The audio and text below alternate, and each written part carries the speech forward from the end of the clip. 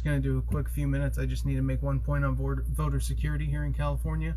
I'll wait for Daniel to get on here, and we'll wrap up part 3 of episode 23 of the UnCommon Conversations podcast.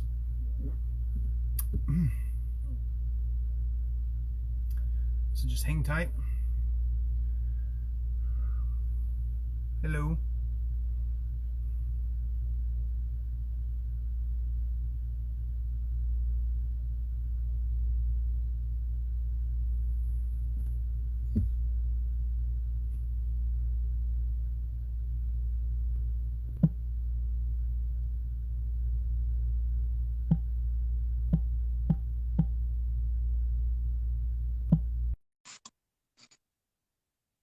There we go. Awesome. All right, cool. So yeah, I'm good for. Huh? I'm good for a little bit. So go ahead.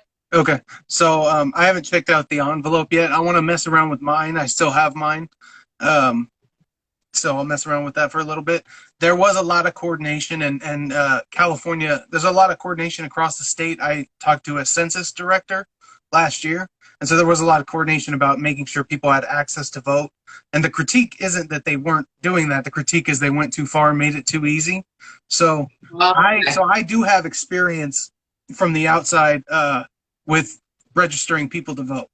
And also I voted last November as well, and so I got to have the full experience of getting it in the mail, filling it out, taking it and turning it in. And I know that that what is required to register someone is either a valid driver's license that then is tied back to a valid social security and identity, or a valid social security number. I think you just need the last 4 along with the right information and everything, and you could fill it out and you put it in the mail to send it in to then get processed and you get registered. So you don't have to be that person to do that. Then it gets mailed out and everything's done securely, and then it gets mailed out to the address. Again, doesn't have to be you. If 50% of people who are eligible to vote, and this is typically the case, don't vote, that's a giant swath of people who will never go check and see what happened with their vote that you could hypothetically do this fraud with. Register under their name, under a new address. You give the right info, you get it, you fill it out the right way, and you can look on, there's certain databases online for people's info. No one asked for my ID when I came and I turned in my ballot, and I don't think you have to show ID to turn in ballots because you could do it on behalf of other people. So there's an issue with the chain of custody from which leaving the offices and getting printed, going through the mail, going to the house, and making it back to the place where it gets processed. In that chain of custody, that's where the security issues come up, and unfortunately that is virtually untraceable fraud. Like, once it's been done, you cannot trace that chain of custody. There's no documentation, so we don't know what exactly could have happened on that front. So which means you can't take the evidence either way, but it just means that there are questions there. And I still have those, and I'd like to, I don't know how you fix that, but I do think it needs to be fixed. So the signature is part of that security. So your signature, when the ballots come in, your signature is compared to what's on file of record. And that means your driver's license signature with the DMV. So even if you've never registered to vote before, your signature is on file, and that's what they compare this envelope to. And so yeah, you could register for somebody, but unless you get that person to sign it, or you are a forgery expert and you know what their signature looks like. So, I mean, we're talking about, you have to have you cannot just be some goof off the street, go register 100 people and vote for them. You have to have not only experience of hacking a system to at least find out all of these people's most recent addresses, to change it, because that address is going to populate in the system. And so you're going to be changing their address. So you have to, there's several levels. You have to be able to get their address. You have to know what their signature looks like. And you have to be able to be an expert at forging it, because the signature verification is not to be a jerk, but that seems achievable. It's harder than you think, though, because our signature verification is actually so good that people's ballots have been denied when their signature just changed because, like, say they got arthritis, and so their signature just changed over time, their ballot is denied, or it's put into question. And then here's what's happened. If your signature doesn't match, we send you a letter in the mail at your last known address for you to confirm that this is your ballot. So not only does it get flagged and set aside, we then reach out to the person, and you get to tell us whether you cast this ballot or not. So we also reach out to that person, and you've got, I think, 30 days to respond and say that that is your ballot, or to challenge it. So there's the other layer. What so is we've got. what is the name of the office, or who does that? Who does that process you just talked about? So it's going to be the county elections office. Okay. And let's dive deep. I can't speak for every county office. There are some variations, but there are California mandates that I can definitely talk about, and I can give you the utmost experience that I have, because my county also has Dominion, so I can talk about some of that stuff too. Yeah. Can we? So I had another thing I had to get to. So sure, we can do it tomorrow. We could do a part 2 tomorrow if you have the time, or whenever. We'll make it happen. But we have to call it here. Thank you so much for coming on. This was awesome. We did not get to talk about 9/11 as much as I would have liked, but trust me, I've done plenty of talking about Afghanistan, and I have my Rumble news show coming out, the Farmer Family Hour, and I'll be breaking down all of the recent news and everything up through the vaccine mandates and like and try to give as much of a informative and neutral take as I can, and then a little bit of opinion. But for the most part, I just want to try to inform people about like this Afghanistan storyline. At a bare minimum, goes back to Jimmy Carter and the Mujahideen and Operation Cyclone in the late 70s. So it's like and then you still have to look at communist Afghanistan and the king before that, and that kind of there's like even history beyond that point for Afghanistan, but our role in it is 40 years long. So it's a lot to just let people understand this many stages and how we were in it, kind of, and then we were out, and then we came back in, and now we're out again. And this is the fact of all facts. When the Soviet Union pulled out in 1989, the Afghani military gave up and gave their equipment and everything over to the Mujahideen or the Taliban. So the Afghani government did this before. It just wasn't as fast, and there's a bunch of individual details as to maybe why. But this exact thing has happened before,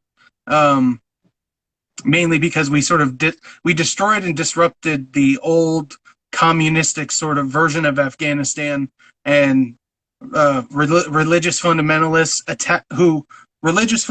who are responding to attacks from all sides on the outside, meaning communists, Americans, Chinese, whatever. They're pushing back against as much of all of those influences as possible, and it was a very much fundamentalist reaction to that. And so, and I know we'll do a whole nother segment on this, but just real quick, you are 100% correct, and that's why anybody trying to lay this at the feet of Biden or Trump are both arguing in bad faith, and they're just riding on the modern I hate red, I hate blue wave, because this is bigger than both of them. It's longer than both of them. This can't even be back to Obama. This is bigger than Bush. Like, this is so deep, and I'm so glad you tied this all the way back to Reagan and the Mujahideen or Jimmy Carter. Like, yes, this is such a bigger thing. So anybody who is, and I don't really want to jump on the term gaslighting, but so anybody who's trying to blame this on Trump or Biden is misleading you, either intentionally or unintentionally so, but they're uninformed and putting out bad information either way. It's very short-sighted and just adding fuel to this division of red versus blue, Biden's good, Trump's bad, blah, blah, blah, Trump's bad, Biden's good, whatever, right? Like, it's intentionally or otherwise, but it's wrong. It misses a whole lot, and it just sets us up to repeat it. If we can't even discuss what's happened, we're going to do it again because we've already done this before as well. And there's something else that you said that I wanted to talk about really quick. What you just said ties back to the first very thing that you said about us not only fighting our own nature, but when societally, whatever pressure is being put on us to conform and restrict to a certain way, we're going to lash out against that. It's exactly what you just said about Afghanistan. It was living its life. It was doing its thing. We destabilized it and then spent 20 years not letting it catch its breath. And that's if we just talk about, since we set boots on ground in 2001, but we know for a damn fact that our boots have been on their ground decades before that. Yep. Right? And in various other ways in our proxy wars over the Cold War, when it was all just smoke and mirrors to keep us distracted, we always needed an enemy just to keep the war machine going, right? When we really need to bring our this troops. is a side note, but the most unspoken part of this whole thing is that basically Pakistani intelligence has been at, like, along with us or against us, been a part of perpetuating this fight since the beginning. It was a joint venture between Jimmy Carter and the Pakistani intelligence forces that led to that initial Operation Cyclone. So Pakistan also has a lot of responsibility here that is kind of going unsaid, very much in the same way Saudi Arabia kind of gets off without a lot of accountability because they're too powerful, too much of an ally. They have nukes, and so we're like, oh. But the truth is, like, they are at play here too. To this day, they still are supporting the Taliban. So, yeah. Right. No. So absolutely. So that is definitely a much deeper conversation. It's much more nuanced than anybody is willing to conversate about right now. So I would definitely love to come on and you know, we'll do a targeted session next time. We'll try and stick to that, and then we can do one on elections. We can just make this a recurring thing whenever our schedules align. I feel like we got 25 hours of conversation we got to get through, and then we can be topical.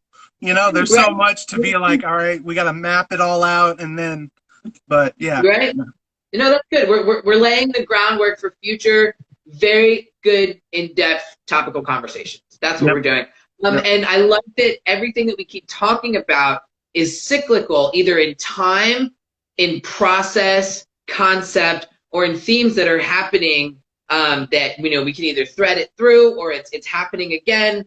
And, you know, I love how you're addressing and reaching out about these things because, yeah, there's so many groups of people and times and periods and places where we can see the harder you try and lock someone down, the harder and tighter you try and tell them what they can and can't do, the larger the backlash is going to be, the worse the violence is going to be, and the more extremes you're going to push them to, the harder you try and lock them down, right? But then we also can't go lawless, balls to the wall. And that's where those guardrails come in, right? We're good people. We're good. Humans are not inherently good or bad, nor is capitalism. But sometimes left to our own devices, we will run amok and hurt people. And so there needs to be checks and balances. There needs to be a bully that'll stand up to a bully. There needs to be some lines drawn in the sand to say, hey, we're not going to let you hurt people. Go find another way to make a profit. Go make your profit. Fine. Just do it without hurting people. Right? So that's where I think that's what's greatly lacking in our politics for the last like 20 years or so is our politicians and our government haven't pushed back. They haven't been the counterbalance to anything that they're supposed to be. Our checks and balances is what's completely out of whack, whether it's economic, environmental, police, special interests are the main one. Yes, exactly. And for so long they've had us again, and they're trying to do this right now, red versus blue. But what it really is that the corporations are paying off everybody depending on what the interest is right now. And it's not about red versus blue. It's about the red, white, and blue. Exactly. And they want us to get lost in that. They want us to get lost and completely miss that and see, oh, fight this guy's on your side and vice versa. But you're absolutely right. The reality is that none of them are working for us right now. And we, the people, need to stand up and demand that they start representing us and not the corporations that are paying them, because it is absolutely about the red, white, and blue. And that runs through all of us, through every person living here, citizen or otherwise. People fight and die to come here because they want to be a part of this. And so I include them as well. Whether they've come here illegally or not, that they wanted it even more so because they believe in it so much, right? And so we can have a talk about how that happens and everything, but I include all of them in this fight, because they're willing to fight and die to be here because they believe in what we're fighting for just as much as we do, is that this place is and can be amazing if we put it into work in the right place. Well, we'll call it right there, man. It was nice having you on. We'll see you later. All right, Jordan, you have a great night. Thank you so much, man. You're welcome. Bye-bye.